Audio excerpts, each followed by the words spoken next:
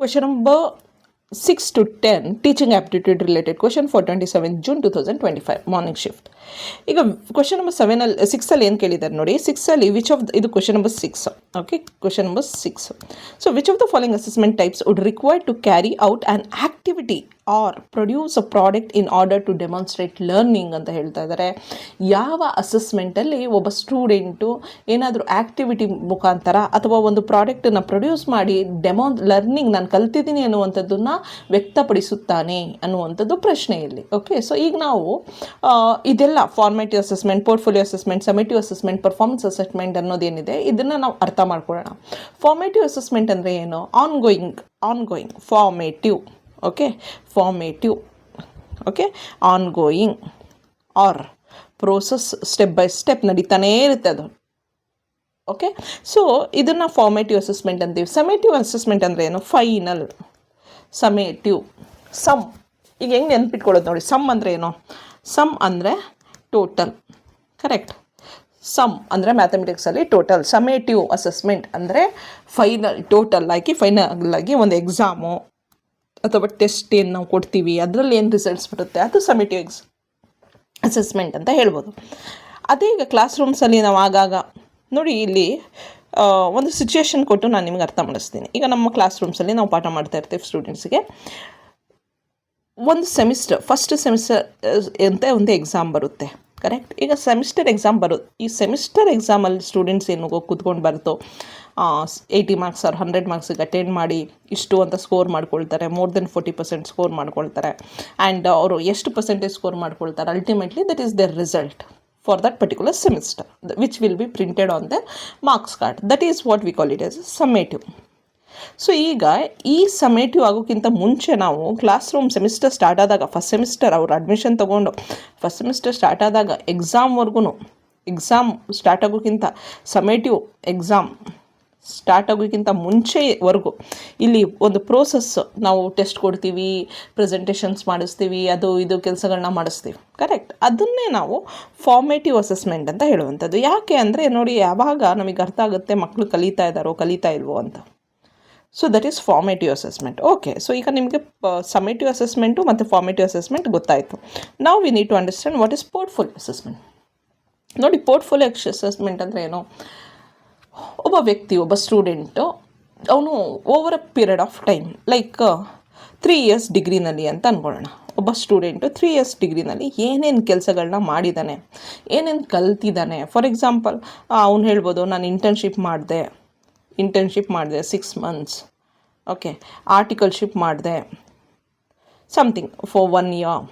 Okay, or I had work experience, part time work experience ಇದೆ ನನಗೆ for 3 years together. 3 ಇಯರ್ಸಿಂದ ನಾನು part time ಸಂಜೆ 4 PM to 8 PM ಕೆಲಸ ಮಾಡ್ತಾಯಿದ್ದೀನಿ, ಏನೋ ಒಂದು. ಓಕೆ, ಆಮೇಲೆ ಐ ಹ್ಯಾವ್ ಡನ್ ರಿಸರ್ಚ್ ಮಾಡಿದ್ದೀನಿ ಅಂತ ಹೇಳ್ಬೋದು. ರಿಸರ್ಚ್ ರಿಪೋರ್ಟ್ ಸಬ್ಮಿಟ್ ಮಾಡಿದ್ದೀನಿ, ಅಥವಾ ಬೇರೆ ಅಸೈನ್ಮೆಂಟ್ಸ್ ಯಾವುದಾದ್ರು ಪ್ರಾಜೆಕ್ಟ್ಸ್ನ ಸಬ್ಮಿಟ್ ಮಾಡಿದ್ದೀನಿ ಅಂತ ಹೇಳ್ಬೋದು. ಇದೆಲ್ಲ ಏನು ಅಂದರೆ ಒಂದು ಕಲೆಕ್ಟಿವ್ ಟೈಮಲ್ಲಿ, okay, over a period of time students ಏನೇನು ಮಾಡಿದ್ದಾನೆ ಅದನ್ನು ನಾವು ಅನಾಲಿಸಿಸ್ ಮಾಡೋದನ್ನು ಪೋರ್ಟ್ಫೋಲಿಯೋ ಅಸೆಸ್ಮೆಂಟ್ ಅಂತ ಹೇಳ್ತೀವಿ. ಅದನ್ನು ಪೋರ್ಟ್ಫೋಲಿಯೋ ಅಂತ ಹೇಳುವಂಥದ್ದು. ಪೋರ್ಟ್ಫೋಲಿಯೋ ಅಂದರೆ ಏನು? ಗ್ರೂಪ್ ಆಫ್ ವರ್ಕ್, ಇಲ್ಲಿ group, collective work. Okay, next performance assessment. Performance assessment ಅಂದರೆ ಏನು? Learner does a task. ಅಂದರೆ ಅವನು ಏನಾದರೂ ಒಂದು ಕೆಲಸನ ಮಾಡ್ತಾನೆ, ಓಕೆ, ಟಾಸ್ಕ್ ರೂಪದಲ್ಲಿ ಪರ್ಫಾರ್ಮ್ ಮಾಡ್ತಾನೆ, ಆರ್ ಕ್ರಿಯೇಟ್ಸ್ ಸಮಥಿಂಗ್ ಏನೋ ಒಂದು ಕ್ರಿಯೇಟ್ ಮಾಡ್ತಾನೆ. ಇಲ್ಲ, ಅದೇ ಕೇಳಿರೋದು. Which of the following assessment types would require to carry out an activity or to produce a product in order to demonstrate learning ಅಂತ ಕೇಳಿದ್ದಾರೆ. ಸೊ ಈಗ ಆನ್ಸರ್ ಏನು answer? The answer is performance assessment. Correct. Next, question number 7. Which of the following is true regarding extrinsic motivation? Extrinsic motivation and intrinsic motivation ಅಂತ 2 types of motivation. So ಅದು ನಾವು OB ಓದುವಾಗ, management student ಆಗಿದ್ದರೆ, commerce student ಆಗಿದ್ದರೆ OB HRM ಅಲ್ಲಿ motivation ಕಾನ್ಸೆಪ್ಟಲ್ಲಿ ಓದಿರ್ತೀವಿ. So ಇಲ್ಲಿ ಕೂಡ ಟೀಚಿಂಗ್ ಅಂಡ್ ಲರ್ನಿಂಗ್ ಅಂತ ಬಂದಾಗಲೂ ಕೂಡ it is important that we should know that motivation ಇಲ್ಲಿ extrinsic motivation, intrinsic motivation. Intrinsic motivation ಮತ್ತು extrinsic motivation. So intrinsic motivation ಅಂದರೆ ಏನು? ಒಬ್ಬ ವ್ಯಕ್ತಿ ತನ್ನಲ್ಲಿಯೇ ಕೆಲವೊಂದು ಪರ್ಸ್ನಲಿ, ವೈಯಕ್ತಿಕವಾಗಿ, ಇಂಟರ್ನಲಿ ಅಂತ ಹೇಳ್ಬೋದು, ಇಂಟರ್ನಲಿ ತನ್ನ ಬ್ರೈನಲ್ಲಿ, ತನ್ನ ಹಾರ್ಟ್ ಅಂತ ಏನು ಹೇಳ್ತೀವಿ ಅಲ್ಲಿ, ಎಮೋಷ್ನಲಿ ನಮಗೆ ಏನೋ ಒಂದು ಫ್ಯಾಕ್ಟರ್ ಮೋಟಿವೇಟ್ ಮಾಡುತ್ತೆ, ಏನೋ ಒಂದು ಕೆಲಸ ಮಾಡೋದಕ್ಕೆ, ಏನೋ ಒಂದು ಕಲಿಯೋದಕ್ಕೆ. That is what we call it as a intrinsic motivation. But when it comes to extrinsic, external rewards, okay, external rewards like marks, money, praise, ಅದರಿಂದ ಸಿಗ್ತದೆ. ಫಾರ್ ಎಕ್ಸಾಂಪಲ್, ಈಗ ನಾನೊಂದು ಅಬ್ಸರ್ವ್ ಮಾಡಿದ್ದೀನಿ, ಯೂಶ್ವಲಿ ನಮ್ಮ ಸ್ಟೂಡೆಂಟ್ಸಲ್ಲಿ ಇದಿರುತ್ತೆ. ಕ್ಲಾಸ್ ರೂಮಲ್ಲಿ ನಾವು 3 ರೀತಿ ಸ್ಟೂಡೆಂಟ್ಸ್ನ ನೋಡ್ತೀವಿ. ಈಗ ನಾನೇನೋ ಒಂದು ಆ್ಯಕ್ಟಿವಿಟಿ, ಮಾಕ್ ಇಂಟರ್ವ್ಯೂ ಮಾಡಿಸ್ತೀನಿ ಕ್ಲಾಸ್ ರೂಮಲ್ಲಿ ಅಂತ ಅಂದ್ಕೊಡಿ. ಮಾಕ್ ಇಂಟರ್ವ್ಯೂ ಮಾಡಿಸ್ತೀನಿ ಕ್ಲಾಸಲ್ಲಿ ಅಂದಾಗ ಕ್ಲಾಸ್ ರೂಮಲ್ಲಿ 60 ಜನ ಸ್ಟೂಡೆಂಟ್ಸ್ ಇದ್ದರೆ ಅದರಲ್ಲಿ ಒಂದು 25 ಜನ ಸ್ಟೂಡೆಂಟ್ ಖುಷಿಯಾಗಿಬಿಡ್ತಾರೆ. ಓ ಮ್ಯಾಮ್ ಏನೋ ಮಾಡಿಸ್ತಾ ಇದ್ದಾರೆ, we are going to learn something ನಾವು. They are happy because ma'am is going to do something and I am going to learn something which is going to be useful for me in the future and something. Okay. So now without anything, without any expectations from ma'am, ಇಲ್ಲಿ ma'am ಏನೋ ಈಗ ನಾನು ಬಂದು attend ಮಾಡಿದ ತಕ್ಷಣ ma'am internal marks ಕೊಡ್ತಾರೆ ಹಂಗೇನು ಖುಷಿಯಿಂದ ಬರಲ್ಲ, ಇದು ಏನೋ ಎಕ್ಸ್ಪೆಕ್ಟೇಷನ್ಸ್ ಇಟ್ಕೊಂಡು ಬರಲ್ಲ ಆ ಮಕ್ಕಳು. ಅವ್ರೇನಂದರೆ ಓ ಮ್ಯಾಮ್ ಏನೋ ಮಾಡ್ತಾ ಇದ್ದಾರೆ, ಈಗ ನಾನು ಮಾಡಿದ್ರೆ ಮ್ಯಾಮ್ಗೂ ಒಂಚೂರು ಮೋಟಿವೇಟ್ ಆಗುತ್ತೆ, ನನಗೂ ಖುಷಿ ಆಗುತ್ತೆ, ಐ ವಿಲ್ ಆಲ್ಸೋ ಲರ್ನ್. ಇಲ್ಲಿ ಒಂದು kind of mentality, that is learning mentality, that is intrinsic motivation. ಅದು ತನ್ನಲ್ಲೇ ನಾನೇನೋ ಕಲಿಬೇಕು, ನನಗೆ ಖುಷಿ ಆಗುತ್ತೆ, ನನಗೆಲ್ಲೋ ಒಂದು ಕಡೆ ಫ್ಯೂಚರಲ್ಲಿ ಹೆಲ್ಪ್ ಆಗ್ಬೋದು, ಅಥವಾ ನಾನೀಗೇನೋ ಅಡಿಷ್ನಲಿ ಕಲಿತೆ ಅನ್ನೋ ಒಂದು ಸ್ಯಾಟಿಸ್ಫ್ಯಾಕ್ಷನ್ ಇರುತ್ತೆ, ನನ್ನ ನಾಲೆಜ್ ಗ್ರೋ ಆಯಿತು ಅಂತ ಸ್ಯಾಟಿಸ್ಫ್ಯಾಕ್ಷನ್ ಇರುತ್ತೆ ಅನ್ನುವಂಥದ್ದು ಇಂಟರ್ನಲ್ ಮೋಟಿವೇಶನ್. ಇನ್ನು ಕೆಲವು ಒಂದು 30 ಮಕ್ಕಳು ಇರ್ತವೆ, ಅದಕ್ಕೇನು ಗೊತ್ತಾ, ನೀನು ಬಂದರೆ ಇಂಟರ್ನಲ್ ಮಾರ್ಕ್ಸ್ ಕೊಡ್ತೀನಿ ನಾನು. Okay, if you come and attend, I will give you 20 internal marks. Then they will run and come. So, okay, ಇನ್ನೂ ಕೆಲವು ಇರ್ತವೆ, ಎಷ್ಟಾಯಿತು 20, 50 ಆಯಿತು, ಇನ್ನೊಂದು 5 ಸ್ಟೂಡೆಂಟ್ ಅಂತ ಅಂದ್ಕೊಳ್ಳಿ. For them, if you don't come, I will not give you any marks out of 40 internals. If you don't come, I will not give you any marks ಅಂತ ಹೆದರಿಸೋದು. ಸೊ ಇಲ್ಲೇನಾಗುತ್ತೆ ಅಂದರೆ, ಇದನ್ನು ಸೈಕಾಲಜಿಕಲಿ ನೆಗೆಟಿವ್ ರೀಇನ್ಫೋರ್ಸ್ಮೆಂಟ್ ಅಂತ ಹೇಳ್ತೀವಿ. ಒಂದು concept ಇದೆ reinforcement ಅಂತ. Okay, ಮೋಟಿವೇಶನಲ್ಲೇ reinforcement ಅಂತ ಕಾನ್ಸೆಪ್ಟ್ ಇದೆ. ರೀಇನ್ಫೋರ್ಸ್ಮೆಂಟಲ್ಲಿ 2 types of reinforcement, positive reinforcement, negative reinforcement. Positive reinforcement is all about rewards. ನಾನು ಈಗ ಈ ಮಕ್ಕಳು ಇಂಟರ್ನಲ್ ಮಾರ್ಕ್ಸ್ ಕೊಡ್ತಾರೆ ಅಂತ ಬರ್ತಾರೆ, ಈ ಮಕ್ಕಳು ಇಂಟರ್ನಲ್ ಮಾರ್ಕ್ಸ್ ಕಟ್ ಮಾಡಿಬಿಡ್ತಾರೆ ಅಂತ ಬರ್ತಾರೆ. ನೆಗೆಟಿವ್ ಈಸ್ ಅಬೌಟ್ ಪನಿಷ್ಮೆಂಟಿಗೆ ಹೆದರ್ಕೊಂಡು ಕೆಲಸ ಮಾಡುವಂಥದ್ದು. ಸೊ ಇಲ್ಲಿ ನಾವು ಎಕ್ಸ್ಟ್ರಿನ್ಸಿಕ್ ಮೋಟಿವೇಶನ್ ಅಂತ ಬಂದಾಗ ನಮಗೆ ಏನೋ ಒಂದು ರಿವಾರ್ಡ್ ಸಿಗುತ್ತೆ, ಮಾರ್ಕ್ಸ್ ಸಿಗುತ್ತೆ, ಹಣ ಸಿಗುತ್ತೆ, ಯಾರೋ ನಮ್ಮನ್ನು ಪ್ರೈಸ್ ಮಾಡ್ತಾರೆ ಅಂತ ಅಂದ್ಕೊಂಡು ನಾವು ಕೆಲಸ ಮಾಡ್ತೀವಲ್ಲ, that is extrinsic motivation. So being a teacher, it's important for us to have an intrinsic motivation when we are teaching the students, and for learners also, being a learners also, it's important that we should have intrinsic motivation to learn something. So ಈಗ NET pass ಮಾಡಬೇಕಂತ ಎಕ್ಸಾಮ್ಗೆ ಓದ್ತಾ ಇರೋರು ಕೂಡ ಅಯ್ಯೋ ನನಗೆ NET pass ಆದರೆ ಸಾಕಪ್ಪ ಅಂತ ಓದ್ತಾ ಇದ್ರೆ, that is extrinsic motivation. Okay, if in case you feel that no, I want to pass this examination and I want to feel a kind of achievement in my life anta, that is an intrinsic motivation. Okay, so that is intrinsic and extrinsic motivation. So illi answer en bantu, which of the following is true regarding the extrinsic motivation? It is based on the factors not related to activity itself. This is correct.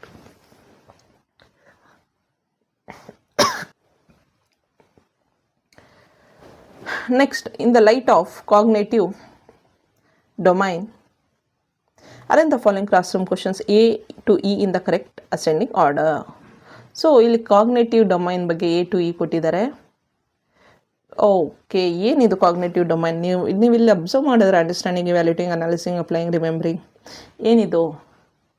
Stages of Bloom's taxonomy. Bloom's taxonomy is the most important topic, right? ಇದರಲ್ಲಿ remembering ಇದು first, next ಅದ್ರ ಮೇಲೆ stage ಏನು understanding, ಇದು second, next applying, ಇದು third. After that analysing, ಇದು fourth. Applying third, ಇಲ್ಲಿ analysing fourth. Next evaluating 5. So ಇಲ್ಲಿ ನಾವೇನು ಅಬ್ಸರ್ವ್ ಮಾಡ್ತಾ ಇದ್ವಿ, ಫಸ್ಟ್ ಏನು ಬರಬೇಕು, E. So this is the stages you need to learn about the Bloom's taxonomy, that is most important. Next question number 9. Which of the following are the basic objectives of affective domain? ನೋಡಿ, affective domain ABC. A for affective, B for behavioral, C for cognitive. ಇದನ್ನು ನಾವು OB-ನಲ್ಲೂ ಓದ್ತೀವಿ, ABC ಇನ್ attitude formation. Attitude ಫಾರ್ಮೇಷನಲ್ಲಿ ನಾವು ಈ ಟಾಪಿಕನ್ನು organisational ಬಿಹೇವಿಯರಲ್ಲಿ ಹೋಗ್ತೀವಿ, even in marketing ರಿಸರ್ಚಲ್ಲೂ ಓದ್ತೀವಿ. So affective domain, when we are understanding consumer behaviour, that time we learn that affective domain. But here, the affective domain deals with what? Wherever they use the word feelings, emotions, attitudes, values, interest, commitment, ಇದೆಂಥ ವರ್ಡ್ಸ್ಗಳನ್ನು use ಮಾಡಿದ್ರೆ that is what we call it as a affective domain. ಯಾವುದನ್ನು use? Attitude, values, feelings, interest, commitment, emotions, ಇಂಥದ್ದನ್ನೆಲ್ಲ use ಮಾಡಿದಾಗ that is what we call it as a affective domain. So ಈಗ which of the following are the basic of objectives of affective domain? Showing some new behaviour as a result of experience. Yes. Acting consistently with the new value. Yes. Attending to the environment. This is receiving. Yes. Showing involvement, commitment. This is valuing. Yes. So ಈಗ ಇದು behaviour ಅಂತ ಇಲ್ಲಿ word use ಮಾಡ್ಬೋದು, ಆದರೆ this is not behavioural, this is affective domain only. Okay, showing new behavior due to experience is a affective domain only. So next question, last question, question number 10. They have given cognitive domain level and suggested the word evaluation, knowledge, analysis. ನೋಡಿ, evaluation ಅಂತ ಬಂದಾಗ this is nothing but appraise. Appraise ಅಂದರೆ ಏನು? Evaluation, appraise. ಈಗ ನಾವು human resource management ಓದುವಾಗ performance appraisal ಅಂತ ಓದ್ತೀವಿ, that is nothing but performance evaluation, same. So next knowledge. Knowledge is define recalling the facts. Okay, ಯಾವಾಗ ಡಿಫೈನ್ ಅಂದರೆ ಏನು? ರೀಕಾಲಿಂಗ್ ಫ್ಯಾಕ್ಟ್ಸ್ ಅಂತ ಅರ್ಥ. ಅಪ್ರೈಸಿಂಗ್ ಅಂದರೆ judging, evaluating something, judging value. Analysis ಅಂದರೆ ಡಿಸ್ಟಿಂಗ್ವಿಷಿಂಗ್ ಸಮಥಿಂಗ್, ಕೆಲವೊಂದನ್ನು ಡಿಫ್ರೆನ್ಷಿಯೇಟ್ ಮಾಡುವಂಥದ್ದು. ಡಿಫ್ರೆನ್ಷಿಯೇಟ್ ಮಾಡುವಷ್ಟು ಕ್ಯಾಪಬಿಲಿಟಿ ಇದ್ದರೆ ನಮಗೆ, that is what we call it as analysis. Application, demonstrate ಅಂದರೆ use knowledge. So this are about the teaching aptitude questions. Thank you.